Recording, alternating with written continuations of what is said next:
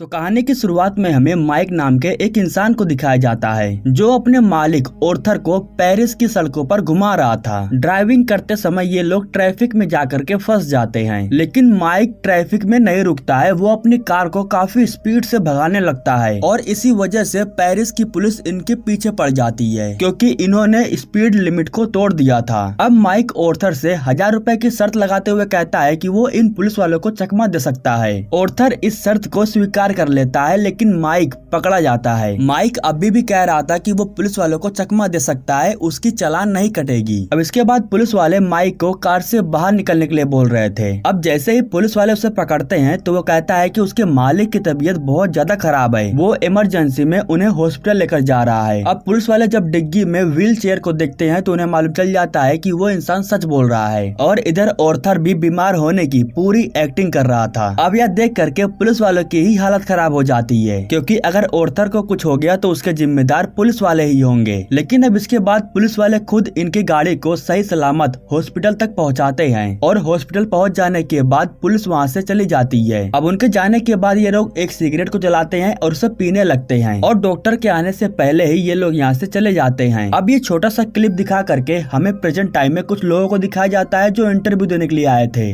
Arthur नाम का एक रईस आदमी जिसकी असिस्टेंट मेगली है, वो यहाँ पर आए हुए सभी लोगों का इंटरव्यू ले रही थी। जितने भी लोग इंटरव्यू देने के लिए आ रहे थे उनके जवाब सही नहीं होते हैं और थोड़ा अटपटे थे। और तभी माइक नाम का एक इंसान अंदर घुस आता है। अभी तक उसका इंटरव्यू का नंबर नहीं आया था, लेकिन फिर भी वो अंदर घुस आता है। वो मेगली पर लाइन मारते हुए कहता है कि इस पेपर पर साइन कर दो ताकि वो बेरोजगार रह करके अपने जीवन को गुजार सके। उसके कुछ कॉमेडी वाली बातों को सुन करके ऑर्थर को बहुत अच्छा लगता है और मेगली भी इम्प्रेस हो जाती है। इसके बाद ऑर्थर कहता है कि कल तुम आना और अपने साइन किए हुए पेपर को लेकर चले जाना। तो अब इसके बाद माइक अपने छोटे से घर पर आ जाता है जहाँ हम देखते हैं कि उसके ढेर सारे छोटे छोटे भाई बहन हैं। अब इसके बाद वो बैठ करके अपनी माँ का इंतजार करने लगता है और जब उसकी माँ आती है तो वो अपनी माँ को ऑर्थर के बंगलों से चोरी की हुई अंडे को दे देता है, लेकिन इससे कुछ होता नहीं है। उसकी माँ उसके ऊपर बहुत गुस्सा थी और वो बहुत भड़क जाती है क्योंकि वो लगभग 6 महीने से गायब था और घर नहीं आया था। वो आज अचानक से आ गया तो इसलिए उसकी माँ उसके ऊपर बहुत गुस्सा थी और इसके बाद वो उसे यहाँ से जाने के लिए कहती है ताकि वो दोबारा यहाँ पर कभी ना आए। इसके बाद वो रात में अपने दोस्तों के पास चला जाता है और वहाँ पर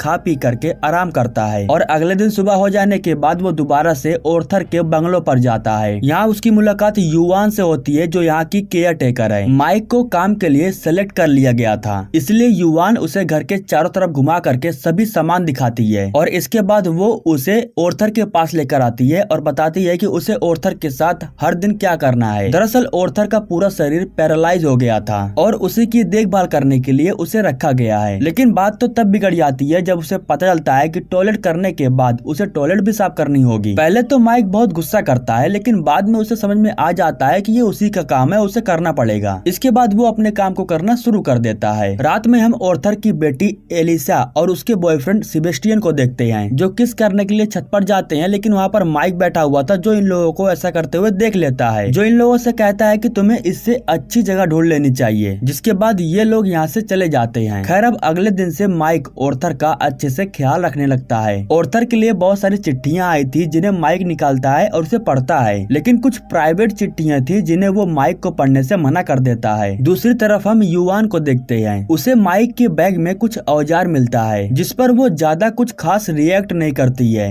अब अगले दिन माइक ऑर्थर को घुमाने के लिए लेकर जा रहा था, लेकिन माइक उसे सिंपल कार से जाने से मना कर देता है और उसे ले जाने के लिए एक स्पोर्ट शानदार कार को चूज करता है। और उसके बाद जब वो उसे बाहर की तरफ लेकर जाने लगता है तो माइक देखता है कि गेट पर किसी आदमी ने अपनी कार को पार्क करके रखा है, जिससे माइक को गुस्सा आ जाता है और वो कार के ओनर को बाहर निकाल करके उसे पीटने लगता है। यह देख करके ऑर्थर भी इम्प्रेस हो जाता है। इसके बाद ऑर्थर एक म्यूजियम में जाता है और वो एक तस्वीर को पसंद करता है। सिंपल सी पेंटिंग थी लेकिन वो काफी महंगी थी। तभी माइक कहता है कि ये सब सिर्फ पैसे की बर्बादी है, ये कोई पेंटिंग नहीं है बल्कि पेपर बोर्ड पर कलर को फेंक दिया गया है। जिसके बाद वो पेंटिंग को लेने से मना कर देता है। अब इसके बाद ऑर्थर दूसरी जगह घूमने के लिए जाता है जहाँ पर उसका एक रिश्तेदार आता है और उससे मिलता है। वो हालचाल पूछने के बाद ऑर्थर से कहता है कि तुमने जिस बंदे को काम पर रखा है वो बहुत बुरा इंसान है, वो तुम्हें किसी भी वक्त धोखा दे सकता है। लेकिन ऑर्थर को इन सब बातों से कुछ फर्क नहीं पड़ता है क्योंकि वो माइक को पसंद करने लगा था। अब उसी दिन रात में हम देखते हैं कि ऑर्थर मेगली से एक लेटर लिखवा रहा था। वो लेटर एलिनोर के लिए था, जो उसकी कभी वाइफ हुआ करती थी, और ये बात माइक को मालूम चल चुका था। उसे मालूम चल जाता है कि जिस लेटर को ऑर्थर पढ़ने से मना कर रहा था वो लेटर एलिनोर का था, क्योंकि उसने चुपके से उन लेटर्स को पढ़ लिया था। और ये सब बातें आ करके वो युवान को बता रहा था। खैर, अब रात में सोते वक्त ऑर्थर को सांस लेने में बहुत प्रॉब्लम हो रही थी, जिसके बाद वो ऑर्थर के पास जाता है, जहाँ वो देखता है कि ऑर्थर ठीक तरीके से सांस नहीं ले पा रहा है। तो वो ऑर्थर के सर पर गीले कपड़ों को रख देता है, लेकिन इससे भी उसे कुछ फर्क नहीं पड़ रहा था। जिसके बाद वो ऑर्थर को उठा करके बाहर साइड घुमाने के लिए लेकर आता है। ऑर्थर माइक को बताता है कि कभी कभी बाहर घूम लेने से उसकी तबीयत ठीक हो जाती है। खैर, अब बाहर आने के बाद ये लोग सुंदर लड़कियों को देखते हैं और मजे करते हैं। ऑर्थर माइक को बताता है कि एक समय उसकी एक गर्लफ्रेंड हुआ करती थी, जिससे उसने शादी किया था, लेकिन शादी हो जाने के बाद लगभग 4 बच्चे गिर गए, जिसकी वजह से वो काफी परेशान हो गया था। लेकिन बाद में चेक करने के बाद उसे पता चला कि उसकी बीवी के शरीर में ही कुछ बीमारी थी और वो कभी बाप नहीं बन पाया, और इसी वजह से उसकी पहली बीवी उसे छोड़ करके चली गई। खैर, इसके बाद ये लोग होटल में जाते हैं और मजे से बैठ करके खाना खाते हैं, और ये लोग आपस में ढेर सारी बातें करते हैं। बात करते हुए ऑर्थर को आज की डेट याद आती है। आज माइक के ट्रायल का 1 महीने पूरे हो गए थे और उसकी मेहनत को देखते हुए उसे काम पर रख लिया गया था। लेकिन ऑर्थर कहता है कि उससे पहले उसे वो अंडे ला करके देने होंगे जो उसने चुराया था, क्योंकि वो एक तोहफा है जो उसकी बीवी हर साल उसके जन्मदिन पर दिया करती थी। अब इसके बाद वो अपने घर नहीं जा सकता था, इसलिए वो अपनी बहन मीना से जाकर के मिलता है और उससे बात करते हुए घर में रखे हुए उस अंडे को लाने के लिए कहता है। जिसके बाद मीना बताती है कि घर में कुछ ठीक नहीं चल रहा है, हर दिन पुलिस आती है और घर में छानबीन करती है। अब यहाँ पर माइक अपने भाई एडमा को कुछ लोगों के साथ में देखता है, जिससे उसे शक होता है कि उसका भाई कुछ तो गलत काम जरूर कर रहा है। अब अगले दिन फिर से ऑर्थर मेगली से लेटर लिखवा रहा था, और यहाँ पर माइक को पता चलता है कि ये लोग लगभग 6 महीने से सिर्फ लेटर के जरिए बात कर रहे हैं। यह जानने के बाद वो काफी हैरान हो जाता है। इसके बाद वो एक लेटर को चेक करता है जिसमें एलिनोर का नंबर लिखा हुआ था।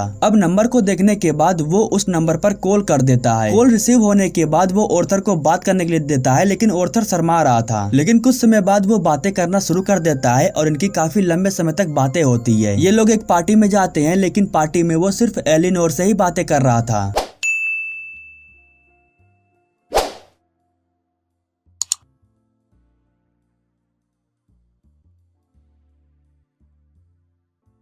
इसके बाद माइक ऑर्थर से कहता है कि तुम्हें लेटर के अंदर अपने तस्वीर को भी डाल करके दे देनी चाहिए। हालांकि ऑर्थर इसके लिए मना करता है, लेकिन माइक इसके बावजूद भी वो लेटर के अंदर फोटो को रख देता है। और इसके बाद माइक पेंटिंग करने के लिए चला जाता है, और तभी यहीं पर एलिसा आती है, जो उसे पेंटिंग बनाता देख उसका मजाक उड़ाने लगती है, जिससे माइक को बहुत बुरा लगता है और वो जा करके इसकी शिकायत ऑर्थर से करता है। वो ऑर्थर से कहता है कि उसे बात करने की तमीज नहीं है, और माइक की इन बातों पर युवान भी सहमत थी। वो भी कहती है कि बड़ों से कैसे बात करना है उसे बिल्कुल भी नहीं आता है। अगले दिन ऑर्थर माइक के लिए एक सूट बनवा देता है, ताकि वो उसी सूट को पहन करके काम करे, और इसके बाद वो उसे घुमाने के लिए बर्फ वाली जगह पर भी लेकर जाता है। घर आने के बाद ऑर्थर जा करके एलिसा से मिलता है और उसे बहुत डांटता है। इसी बीच माइक ने एक पेंटिंग को भी बना करके तैयार कर दिया था, और जब सभी लोग उस पेंटिंग को देखते हैं तो सभी लोग अपनी अपनी अलग अलग राय देते हैं। तभी माइक मेगली को किस करने के लिए जा रहा था, लेकिन वो उसे थप्पड़ मार करके यहाँ से चली जाती है। खैर, इसके बाद ये लोग बाहर आ जाते हैं और काफी ज्यादा एंजॉय करते हैं। ये लोग लड़कियों को भी हायर करते हैं और उसके मजे लेते हैं। काफी दिन बीत जाने के बाद जब दोबारा से ऑर्थर का जन्मदिन आता है तो सभी रिश्तेदार हर साल की तरह उसे देखने के लिए आए थे, लेकिन इन लोगों के चेहरे पर किसी भी प्रकार का कोई चमक नहीं था। एलिसा का कुछ पता नहीं था, तो माइक उसे ढूंढते हुए उसके कमरे में जाता है, जहाँ पर वो देखता है कि एलिसा काफी परेशान है और वो रो रही थी। वो ये भी देखता है कि उसने युवान के एक दवाई को भी खा लिया था। जिसके बाद एलिसा बताती है कि सेबेस्टियन ने उसका बहुत मजाक उड़ाया है और उसको बहुत भला बुरा बोल करके छोड़ दिया है। पिछले दिनों जो कुछ भी हुआ उसके लिए वो माइक से माफी मांगती है। जिसके बाद माइक कहता है कि मैं सेबेस्टियन से बात करूंगा और उसे समझा दूंगा। दूसरी तरफ हम ऑर्थर को देखते हैं, जो अपने एक रिश्तेदार को माइक के द्वारा बनाई हुई पेंटिंग को दिखाता है, और ऑर्थर उसे अपने रिश्तेदार को $11,000 में बेच भी देता है। दोबारा से जब सभी लोग पार्टी में आते हैं तो वही फिर से बेसुरा सा गाना बज रहा था। जिसके बाद माइक अपने आईपैड में एक गाना बजाता है और उस पर डांस करने लगता है और इसी के साथ वो सभी लोगों को डांस करवाता है। और अब ऑर्थर भी इस पार्टी को काफी अच्छे से एंजॉय कर रहा था। जब ऑर्थर अपनी तस्वीर को भेजता है तो एलिनोर भी अपनी तस्वीर को लेटर के जरिए भेज देती है, जिसे माइक देखता है और कहता है कि सच में वो काफी ज्यादा खूबसूरत है। इसी के साथ लेटर में लिखा हुआ था कि वो पेरिस आने वाली है किसी काम के सिलसिले से और वो आ करके ऑर्थर से भी मिलना चाहती है। अब अगले दिन ऑर्थर एलिनोर के साथ डेट पर जाने वाला था, इसीलिए वो हर प्रकार के कपड़े को चेक करता है और एक अच्छे से कपड़े को पहनने के बाद युवान उसे रेस्टोरेंट में लेकर जाती है। तो आज के दिन माइक को छुट्टी मिल जाती है, जिसके बाद वो सेबेस्टियन के पास जाता है और उसे धमकी देते हुए उसे समझाता है और वो कहता है कि वो जा करके एलिसा से सभी चीजों के लिए माफी मांगे। दूसरी तरफ हमें ऑर्थर को दिखाया जाता है जो एलिनोर का इंतजार कर रहा था और काफी समय तक इंतजार करने के बाद भी एलिनोर नहीं आती है, जिसके बाद ऑर्थर माइक के पास कॉल करता है और उसे वहाँ से ले जाने के लिए कहता है। और जब ऑर्थर वहाँ से जाने लगता है तो तभी वहीं पर एलिनोर आती है जो ठीक इनके पास से गुजर जाती है, लेकिन ये लोग उसे देख नहीं पाते हैं। अब इसके बाद ऑर्थर अपने मूड को फ्रेश करने के लिए अपने प्राइवेट जेट में जाता है और वो अपने साथ में माइक को भी लेकर जाता है, जहाँ माइक उससे कहता है कि जो कुछ भी हुआ है उसे भूल जाओ। इसके बाद ऑर्थर जिस पेंटिंग को बेचा था उसके पैसे वो माइक को दे देता है, जिसके बाद माइक की खुशी का कोई ठिकाना ही नहीं था।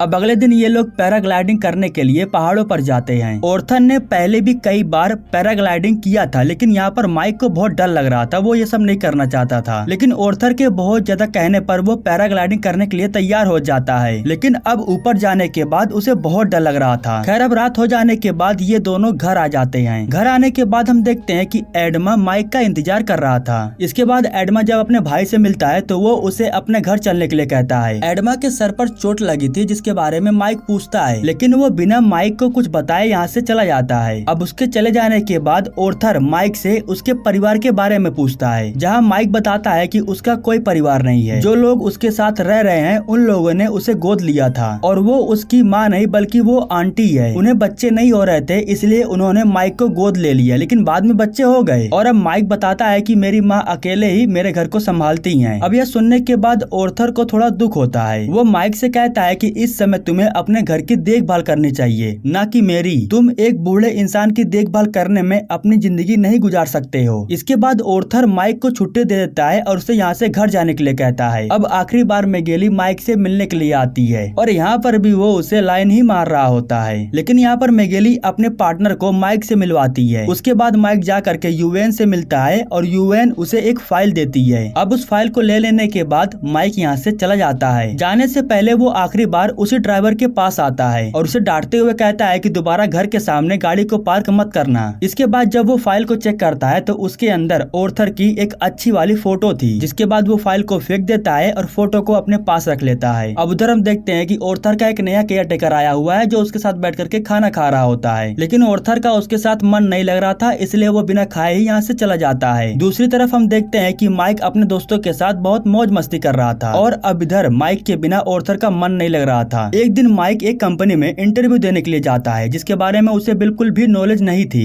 लेकिन फिर भी वो अपने टैलेंट की मदद से असिस्टेंट का दिल जीत लेता है और जिसकी वजह से उसे एक ड्राइवरिंग की नौकरी मिल जाती है। एक दिन रात में ऑर्थर को वही दर्द हो रहा था जो उसे पहले भी हुआ करता था, लेकिन इस बार ऑर्थर किसी की भी हेल्प लेने से मना कर देता है, जिसके बाद यूएन ये बात माइक को बताती है और उसे दोबारा बुलाती है। अब इसके बाद माइक ऑर्थर को घुमाने के लिए सड़कों पर लेकर जाता है और ये वही सीन है जो हमने मूवी की शुरुआत में देख लिया था। वो ऑर्थर को लेकर के एक रेस्टोरेंट में जाता है। ऑर्थर भी अपने पास माइक को देख करके बहुत खुश था। तभी माइक कहता है कि आज मैं तुम्हारे साथ बैठ करके खाना नहीं खाने वाला हूँ, बल्कि कोई और खाने वाला है। यह कहने के बाद माइक उसे अंडा देता है और यहाँ से चला जाता है। अब ऑर्थर एक बार फिर से अपने आप को अकेला महसूस कर रहा था, लेकिन तभी यहीं पर उसके सपनों की रानी एलिनोर आती है, जिसे देखने के बाद तो ऑर्थर के भी होश उड़े हुए थे। वो अपने करीब एलिनोर को देख करके बहुत खुश था और वो मन ही मन माइक को देख करके इसके लिए शुक्रिया अदा करता है। अब यहाँ से माइक चला जाता है क्योंकि अब ऑर्थर को उसकी जरूरत बिल्कुल भी नहीं थी, क्योंकि अब एलिनोर उसका देखभाल करने के लिए हमेशा उसके साथ रहने वाली है। और फाइनली इसी के साथ ये कहानी यहीं पर समाप्त हो जाती है। दोस्तों, हमारे YouTube चैनल को सब्सक्राइब करने के लिए आपको दिल से शुक्रिया।